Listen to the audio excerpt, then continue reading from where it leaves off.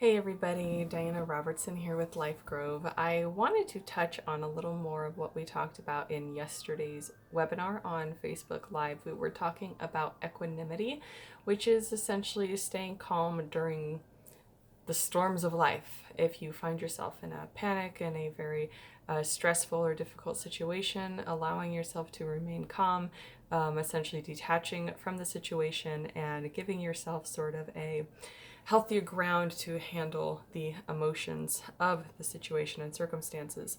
So I mentioned there that, I work with a lot of people, and at least 2-3 times a day, I deal with somebody who's talking about panic attacks or something that triggered them or something that sent them into a down spiral mentally. And I wanted to talk about that a little bit. I have had 2 panic attacks my entire life.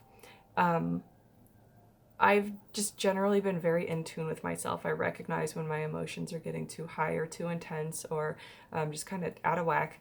And I have an inner dialogue that I learned pretty young on to have with myself to keep me out of that complete down spiral, out of the complete inability to think or focus that happens when we're undergoing a panic attack or a very, very stressful, difficult situation. And I wanted to share this one experience. One of the panic attacks that I had, I was actually driving at the time when I realized just how bad things were in a situation that I was going through at that time.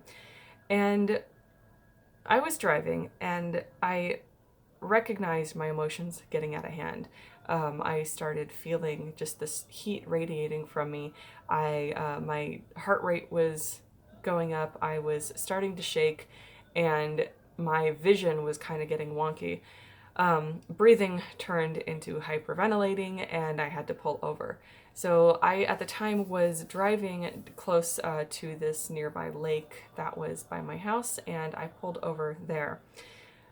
I didn't recognize at the time because when you're having a panic attack, you can't really think about things. All I knew was that I had to pull over and I had to shock myself. I needed to shock myself out of what was happening because I was losing control of my senses, of me.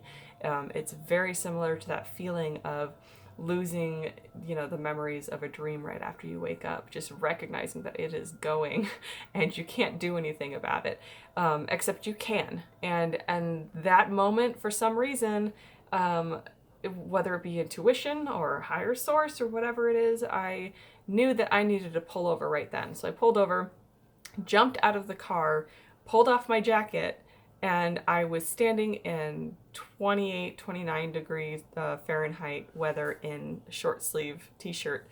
And I was shaking, my vision was pulsing. And so I was like, okay, well, I don't want to pass out. I'm almost 6 feet tall. If I pass out, I'm going to have a long fall. So I lowered myself to the ground and I stayed there just for a few seconds, really. It felt like forever, but I was really paying attention to the feelings, what I was feeling in that moment.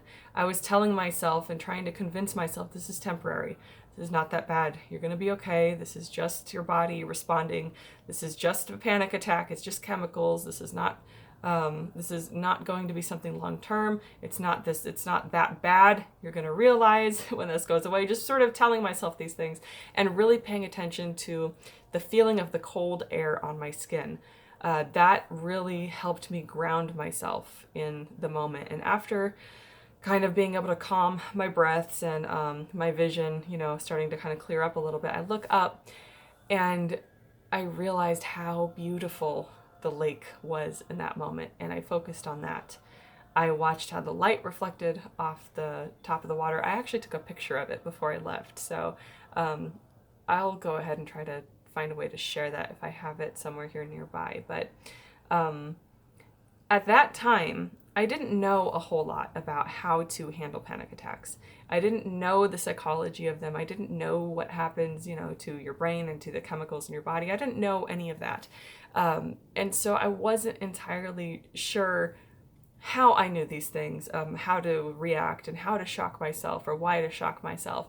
But I kind of took it as sort of like lesson from the universe, like, hey, this is, something that you can use. This is something that works, and I had the experience so that I could pass it on to other lovely people who might suffer from similar situations or panic attacks. So I made a little list here of things you should do if you notice, when you notice your emotions heightening, if somebody's said something to you or done something to you, or you perceive that somebody's done something to you, and you start reacting in that fight or flight response, or the panicky response, or just anger, where your mind gets so flooded with these negative emotions and negative thoughts and overthinking. These are the things that you can do to help you jump out of those types of situations. Number one, inner dialogue. Tell yourself you are having a chemical reaction and name your emotions. Whatever it is you are feeling, tell yourself, this is what I'm feeling. This is, I'm angry, I'm sad, I'm frustrated. Tell yourself what you are feeling in that exact moment. Why? It actually turns your attention to the thinking systems, the thinking parts of your brain, because when you are in a panic attack or when you are having this type of reaction, those systems essentially shut off, and you have all the stress hormones rushing to your frontal lobe, and you cannot think, you cannot process. So just try to have it there in your mind, that when you start feeling these emotions, before you get pulled too far, you flood too much, to actually start talking yourself down, start that dialogue. Let me see. Breathe, of course, deep breaths. Make sure you are breathing. Don't let yourself get to the point of hyperventilating, because once you're there, it's kind of hard to go back. Tell yourself the situation's temporary. The scary feelings will go away as soon as your emotions calm, and focus on something. Focus on something that you can feel, smell, hear, use your five senses. Ground yourself back into the exact moment where you're at, your immediate environment. And if you are in a certain place or situation where you can shock yourself, kind of shock your system back to, hey, wake up, get out of this, then do so. Some websites, some people suggest just taking a bowl of cold water and putting your face in it. Just that the shock of the cold temperature against the heat that you are going to be radiating during this kind of emotional response really does kind of jump you out of it. So, if you can jump into a cold shower, or just, again, stick your face in a, cold bowl of water or something, anything that's going to shock the system.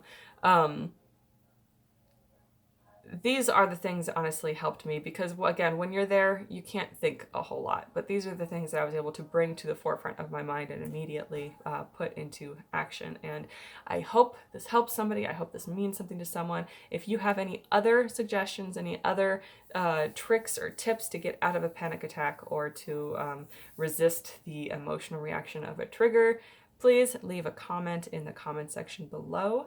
And I really hope this is going to do something for somebody. But I hope you have a great weekend, and I will see you later.